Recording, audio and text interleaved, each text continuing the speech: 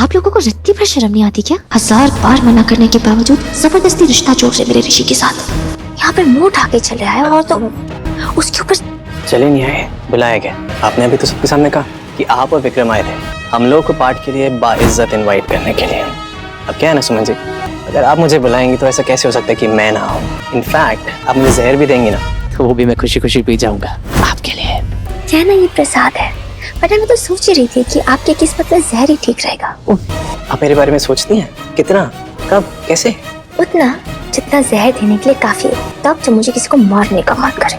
वैसे ही जैसे दुश्मन के बारे में सोचते हैं। अरे चलिए, बर्बादी के ख्याल से ही सही आप मेरे बारे में सोचती तो हैं। अच्छा लगा बहुत सुन के, सच में।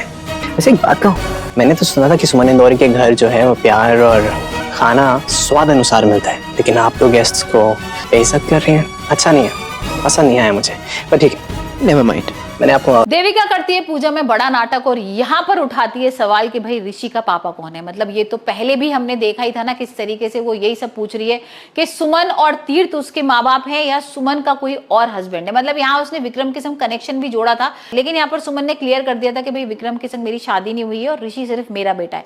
तो अब देखते हैं यहाँ पूजा के बीच में क्या होता है। हमने देखा था ना कि किस तरीके से यहाँ पूजा का इन्विटेशन देने आती है सुमन घर पर, और सब लोग इन्विटेशन के लिए राजी भी हो जाते हैं सिवाय देविका के। देविका कहती है कोई नहीं आएगा तुम्हारे यहाँ, हमें कोई तुम्हारी पूजा वूजा से मतलब नहीं है। लेकिन अब हम देख रहे हैं कि पूजा की तैयारियां हो गई हैं, पूजा का दिन है, सब लोग आ गए हैं। यहाँ पर खीर लेकर आई है तीर्थ की मम्मी बनाकर, और जिसे देख के सुमन थोड़ा सा इमोशनल भी हो रही है। देविका कर रही है बहुत बड़ा नाटक।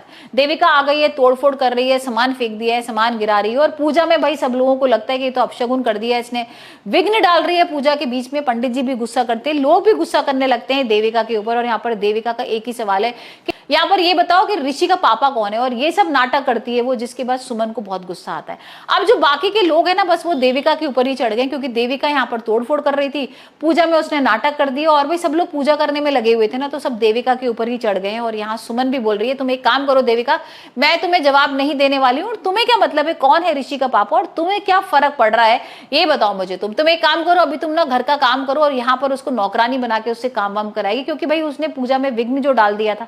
तो यहाँ सारे लोग भी मान गए कि भाई हाँ इसको नौकर बनाओ और यहाँ पर इससे काम वाम कराओ। तो अब देविका को भाई काम करना पड़ेगा। वहीं दूसरी तरफ हम देख रहे हैं कि तीर्थ ने कोई एक वीडियो बना के भेजा है ऋषि के मोबाइल पर, और ऋषि उसको देख रहा है। अब ऐसी ही सुमन देखती है तो सुमन को गुस्सा आता है, और यहाँ पर वो तीर्थ के पास जाएगी और उससे पूछेगी कि तुम्हारी हिम्मत कैसे होगी ऐसा वीडियो बनाने की। यहाँ पर बस यही सवाल उठ रहा है कि भाई ऋषि किसका बेटा है। दूसरी तरफ हम देख रहे हैं कि पंडित जी भी बोल रहे हैं कि भाई विक्रम तुम ना अपनी पत्नी के साथ बैठो। उनको ये लग रहा है कि सुमन उसकी पत्नी है, और यहाँ पर पूजा भाई हस्बैंड वाइफ को मिलकर बैठ के करनी चाहिए। तो यहाँ पर वो विक्रम को बोलता है कि भाई तुम अपनी पत्नी के साथ बैठो, या विक्रम बैठ भी जाता है। विक्रम को कहीं ना कहीं सुमन से प्यार होने लगा है, भाई वो उसको पसंद कर रहा है, और यहाँ पर वो हो सकता है कुछ दिन बाद अपने दिल की बात भी बोल दे। लेकिन यहाँ पर सुमन तो तीर्थ से प्यार करती है, और हम देख भी रहे हैं कि वो तीर्थ की जब भी बात करती है ना, तो कहीं ना कहीं विक्रम को जलन भी होने लगती है, गुस्सा भी आने लगता है कि भाई उसने तो तुम्हें 5 साल पहले छोड़ दिया था ना, वो इतना बड़ा धोखेबाज है, तुम अभी तक क्यों उसको याद करती हो, क्यों पसंद करती हो। तो आने वाले एपिसोड में देखेंगे किस तरीके से यहाँ पर जब विक्रम का सच पता लगेगा सुमन को कि वो उसे पसंद करता है, तब वो क्या करेगी।